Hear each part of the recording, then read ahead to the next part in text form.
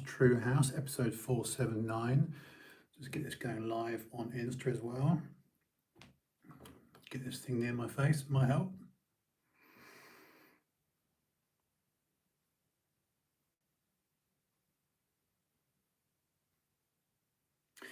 And we're live. Okay, episode 479 with me, Justin House. Tonight it's TrueHouse. A happy Wednesday to all, 27th of April. Okay, stuff to talk about. Straight into it. Our new Lord and Saviour, Elon Musk. I don't want to jump the shark, jump the gun, as they say. Where did that come from? Jump the shark? What a bizarre expression. Anyway, however, it's impossible. You've got to remember, I've got very clear memories of 1999 watching Elon and then girlfriend take delivery of his F1. For those of you that aren't car fiends, an F1, a British assembled car in Woking made by a company called McLaren. So seeing Elon 23 years ago, and of course the obvious rib is this is before the days of FUE, follicular unit extraction.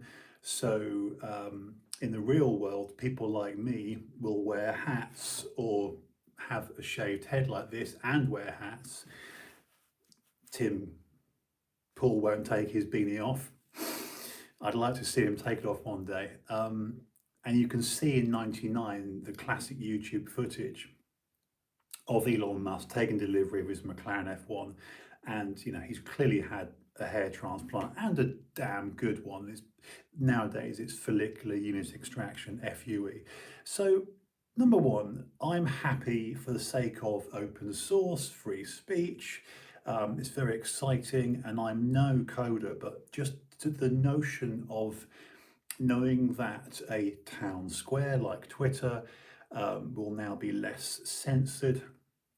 Vijaya Garde or Vijaya Guard or Good, the lady, good evening sir, the lady who's been working for years with Jack Dorsey. Obviously Jack Dorsey has left Twitter, and if you go back to Rogan's podcast, top of my head, March 2019, I could be wrong, it could be May, I'm going to say, hazard a guess, March 2019, when Tim Pool was called on Joe Rogan, obviously, Joe Rogan as in Rogan, and Vijaya Garde, and then sort of the whole Jack Dorsey thing and the Twitter debate kind of unraveled, and it's classic footage actually. Like I say, it's 3 years old now, but it's great to see Tim Pool dissect and deconstruct the lawyer. She is a lawyer, human resources, whatever, HR, all that nonsense. A lot of bans, I've been banned. Gosh, I've had to open my account 3 times on Twitter. I got 3 bans last year off Instagram. Obviously Instagram, Facebook, all the same thing with WhatsApp, but I left Facebook permanently nearly a year ago. So I'm encouraged to see Twitter under the ownership of Elon. Like I say, from a geeky point of view, to see a billionaire, what did he pay, 43, 44 bill for it? He very cleverly took this company because the quarterly figures were in, apparently, and again, I'm no authority on the stock exchange. He got the quarterly figures, looked at them, and they were down because there was talk of investors, should I say shareholders having pretty low figures in Twitter. And the bottom line, and I'm talking as a layman, not as a financial expert, nor is this financial advice, he showed, and this was public knowledge, that the company's takings for that quarter were down, and the offer, in simple terms, that Elon Musk put in was head and shoulders above where the company's stock, the company's worth currently sat at that quarter point of the year it's worth if you're a shareholder. Yeah. So along comes Tony Stark, I mean Elon Musk, and says, here's my bid, it's head and shoulders higher than what your shares are currently worth.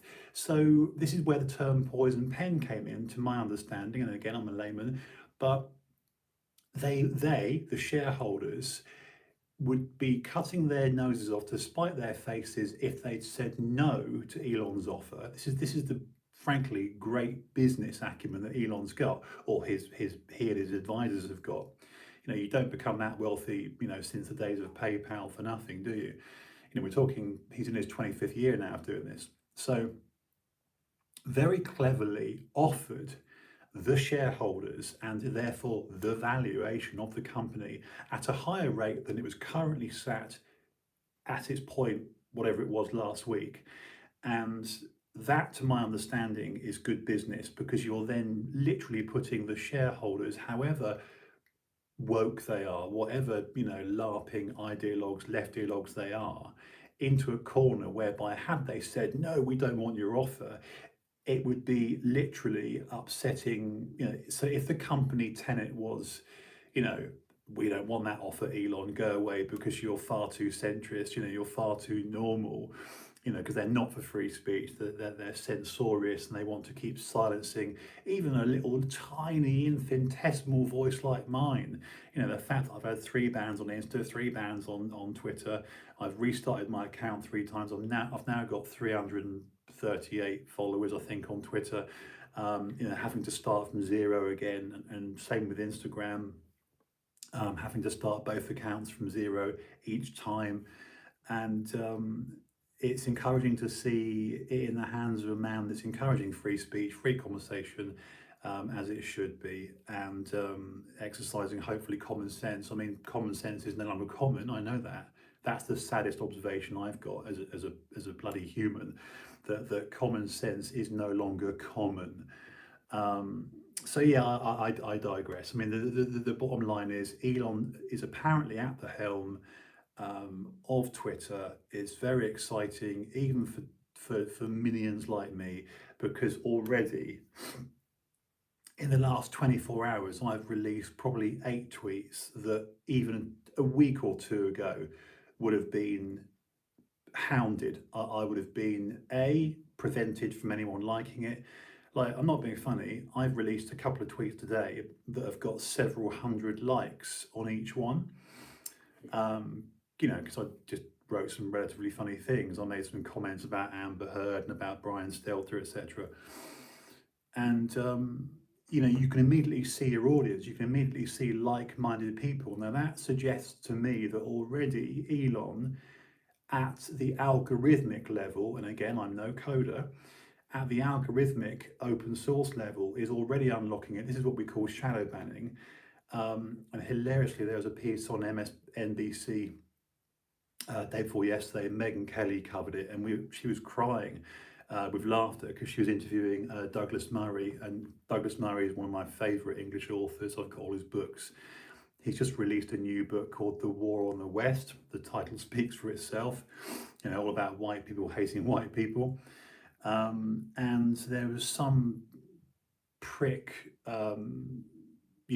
talent on MSNBC saying, this is terrible for free speech. Could you imagine a single man, a single billionaire owning Twitter?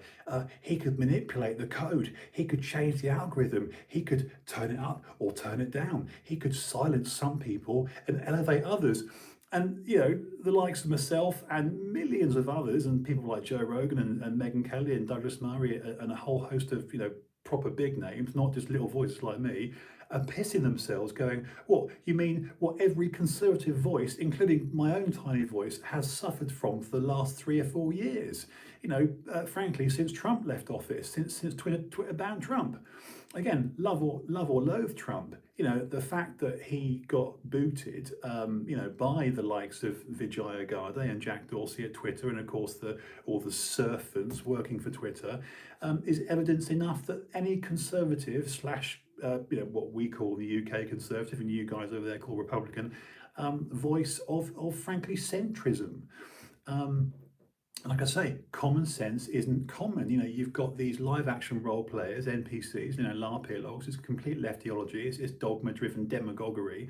They actually think Joe Biden is accrued with sharpness and sort of mentally cognitive enough to run again. It's just preposterous. So again, you don't need to be a Trump lover or even, oh, I'm into the right and I'm some sort of far right conspiracy nut. It's not even about that. If you're just a common centrist like I am, just in the middle, having a nuanced opinion, I'm probably fiscally or conservatively, now I'm 50, I'm a little bit more conservative with some things and I'm still a bit off the wall with other things. I'm a bit of both, right?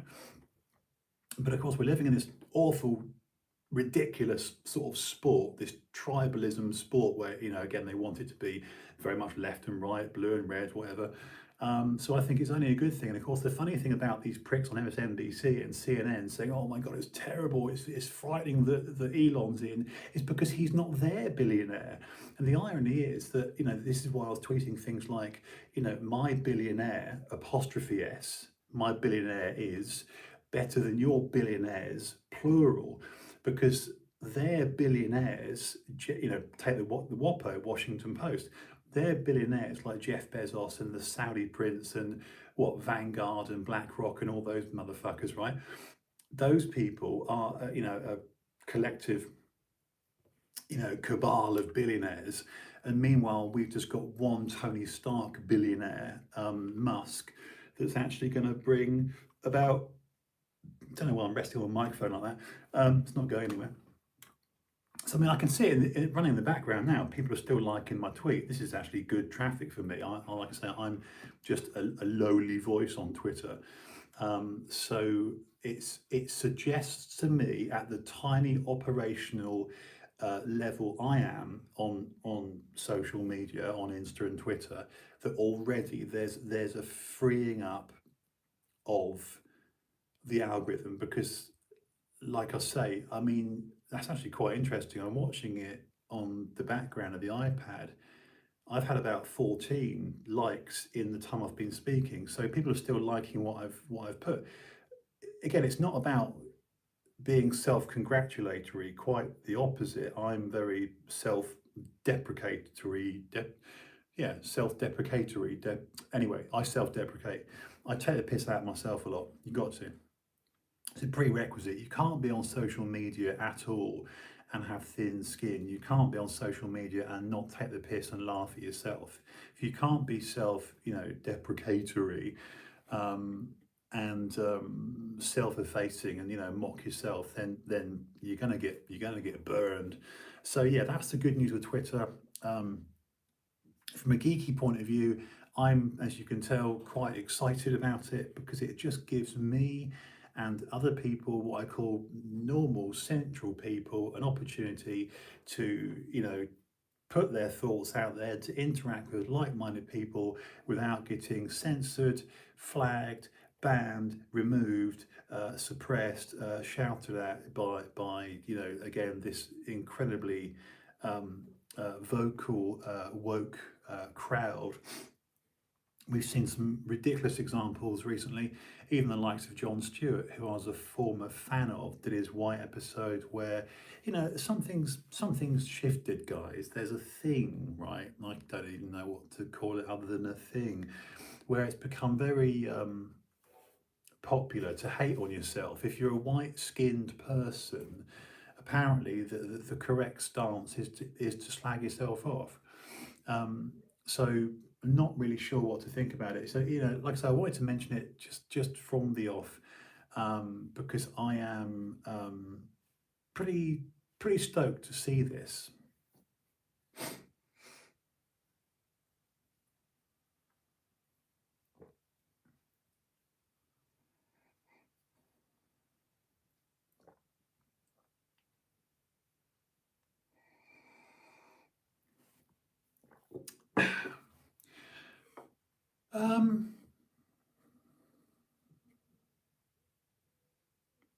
Just having a think. Having a think. Having a think. It's very typical of me just to talk like a mile a minute as I have been, and then just to go, just to hit a wall, you know? What else has been happening? Oh, I know what I wanted to say, for what it's worth. Um, I was listening, I was, running a little bit late tonight. I think I came on at, well, I came on about quarter past, a bit late. Not the end of the world, it's kind of typical for me. One of the things I noticed, just an observation, see what you guys think. Let me know what you think. Make a comment, please. Like, subscribe, make a comment, whatever. Activism can't end. And what I mean by that is a crisis can't stop. So let's say you're Greenpeace. Let's say, the more I've been thinking about this, the more it kind of made logical sense. So if you were, what do they call it? Was it non-NPO, non-profit, if you're a government non-profit, whatever, you get money from donors, and I don't know what the real language is. Again, I'm not involved in it, but when you see these companies, these charities, they've got a cause, that they're like, right, there's, it could be, again, I'm not downplaying the gravity of these things and places, Yemen and Syria and Ukraine, or what, like some sort of humanitarian crisis, whatever it could be, save the dolphins, or save the pandas, or save the kangaroos, or promote gay marriage, or whatever your cause, whatever you're like, wow, I'm angry about this. So let's say you're what do they call it? Is it an NGO? And then I don't know. But anyway, you're a charity. You're an organisation that's formed and frankly receives lots of money from well-meaning, very wealthy types. Yes, there's lots of these orgs in the world that pull this off. Okay, you hear about it in UK and US politics, where people say, "Oh, I'm to stop racism. I'm to stop. I want gay marriage. I want this. I want that." And they get this big sort of movement behind them. This kind of this tsunami of support, right? Something occurs to me really today. The more I kind of broke this down in my mind, I thought it's actually quite interesting. It can't end. So whatever your cause, whatever your foot stomping and sort of fist pumping and flag waving for, whatever you're going, oh, this is an outrage, I'm mad, I'm angry, a good non-profit, surely, again, just this is reaching its logical conclusion, it as in the conquest, as in the vision quest, the objective, the goal. Surely a good non-profit organisation should close itself.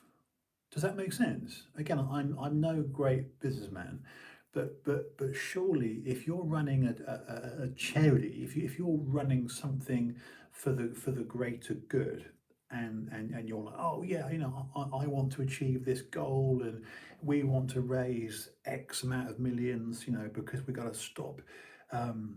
Whatever cause, again, I'm no expert on any of this stuff, but it's just an observation about how these organisations and charities, kind of reinvent and put a new, words or gummage hat on.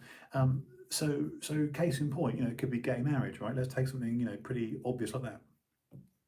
We now know in the UK and the US that gay marriage is totally thumbs up, right? Again, whatever your own personal feelings are on the subject of a man bumming and sodomizing another man. Sorry, it's a bit of Tourette's then, but it's biblically wrong. But no, seriously, if you're whatever you're into, I know again it's the right thing to say these days is I'm into gay marriage. Of course, I look at it from a biological, reproductive point of view. I mean, I'm sure there are adequate children to adopt, foster, yeah. But from a reproductive point of view, call me old-fashioned, but you do need, man and woman to make a child, or apparently you do. But according to Apple, you've now got pregnant man emojis. So what do I know? What I'm saying is to expand on this, and I'll probably wrap it up in about 10 minutes, just to warn you. you've got, if they were more honest, these charities, these organisations, about achieving their objective, they would go broke. They would reach a point when they've achieved their goal. They've passed they've crossed the finishing line. The the the trans train, or the gay wagon has come roaring into the station, as Douglas Murray says, and rather than, again, I'm paraphrasing Douglas Murray, great author. Like I say, I love his stuff. Just released a new book. Go and buy it. War on the West. But the train comes into the station. Again, this is Douglas Murray's quote. And rather than stopping the train tracks on the platform and going, hooray, we've made it, we've achieved our goal, here comes the gay train.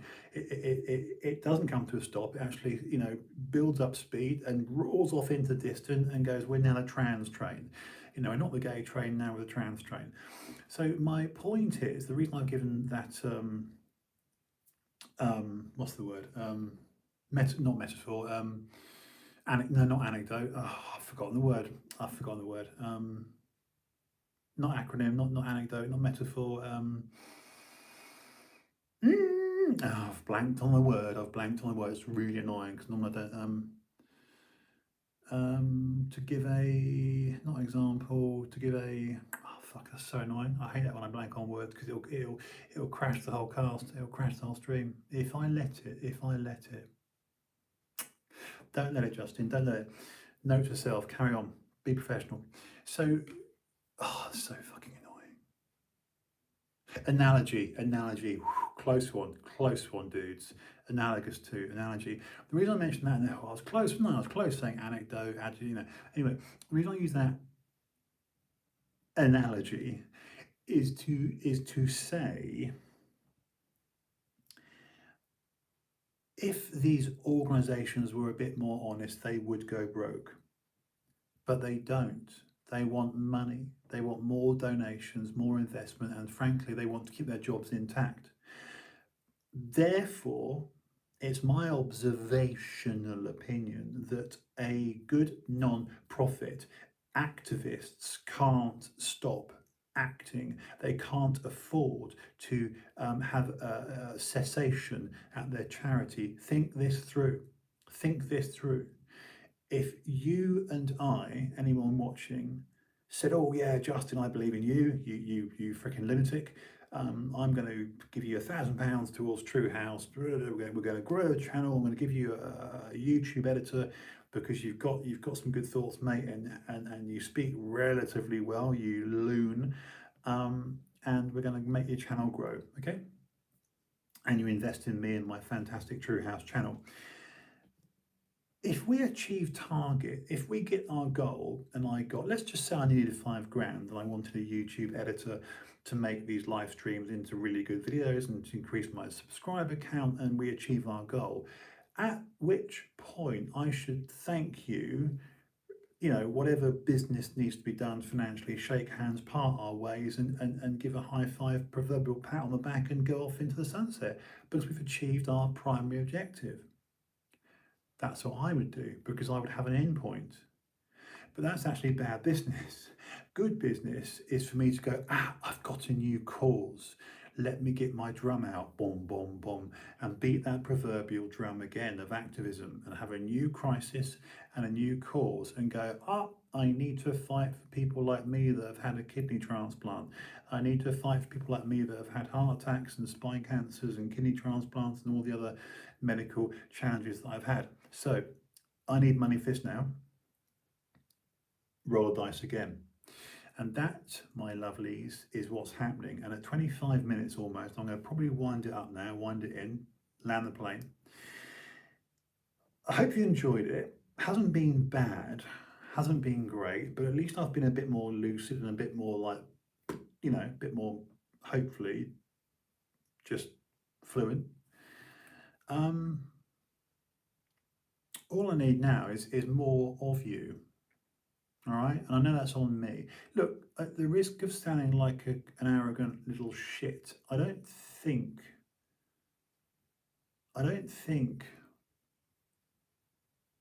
I'm bad at speaking. I'm not saying I'm a Russell Brand, but I'm not awful. And if there's anyone out there that ever watches this on YouTube or Instagram, please contact me on Instagram, on YouTube, on Twitter. I am TrueHouse _ on Twitter. I should be able to put this in the bio, shouldn't I? So I'm at TrueHouse _ on Twitter, and on Instagram I'm at _TrueHouse. So it's TrueHouse either way, but Twitter's got an underscore at the end and Instagram's got the underscore at the beginning.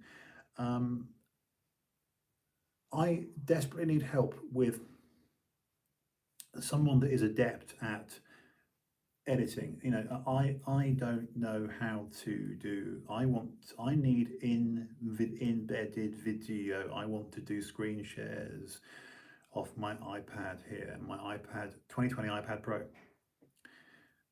So I need help. I need help with thumbnails. I need help with changing these YouTube live streams into well edited YouTube videos. Like when you see Russell Brand come, you know, bouncing onto the screen, hello you 5.5 million, lovely, blah, blah, blah, right? It's not totally live, you can see it. He does a good job, but there's some script there, and I am bloody rudderless and scriptless. And Russell Brand, I suspect he probably is a lot of improv, a lot of you know, without sans script, as we say, off book. But I suspect that you can see some editing in his videos. Anyway, I just live stream because I have to, because I don't know how to do the editing. I would like some help. I'd appreciate some help, and I'd like to come to some, well, arrangement, because I don't have lots of money to give, but I could do something. I don't know, man. I just need someone that's keen enough, that believes in me and my channel enough to go, actually, I'm going to help you with this YouTube editing process and get these, you know, cut up into better looking thumbnails with you know, literally physically helping with my iPad here to do, you know, I want to do screen shares. I'd like to be able to share during the stream, as I see people do on YouTube, going, oh, look at this footage, you know, boom, and show it in picture. Open broadcasting software, I believe. OBS. Oh man, whatever. Okay. Of 28 minutes almost. All right, guys, thank you so much for tuning in. I appreciate it. Lewis, nice to see you, sir. That'll do, donkey, as they say in Shrek. So, our Lord and Saviour, fingers crossed, Elon. Hope things start to change algorithmically and with open source. I think they are already for little voices like mine. Ask yourselves about how much corruptness and naughtiness there is with what I've just described, with how, you know, causes and activism and charities bullshit their way into another thing, you know, another cause. Because again, if you were truly honest about achieving your goal, the very nature of the goal is it must stop. You don't do the gay thing and then jump on the trans train, but they do. On that note, I'm going to bugger off. I'll be back on Friday with episode 480. What I want to do, and I'll stick it on Insta and Twitter, is I want to do like Modern Monday, Woke Wednesday, Filmic Friday. I did something like that thematically before, but where I have specific nights where they're themed. So, you know, Monday dealing with modernity, dealing with everything kind of news related in the public, you know, the discourse, the town square, as we like to call it. Woke Wednesday, an easy one. And then really could go full geek mode FGM on Friday for Filmic Friday, where I perhaps do a film review, because I like the movies. Okay, half an hour, I'm going to bugger off. Wish you well. Thank you so much. We'll be back same time, same place, same face on Friday from 8 o'clock, episode 480. Like, subscribe, thumbs up, make a comment, all that stuff. I will get better. We'll get there. Together.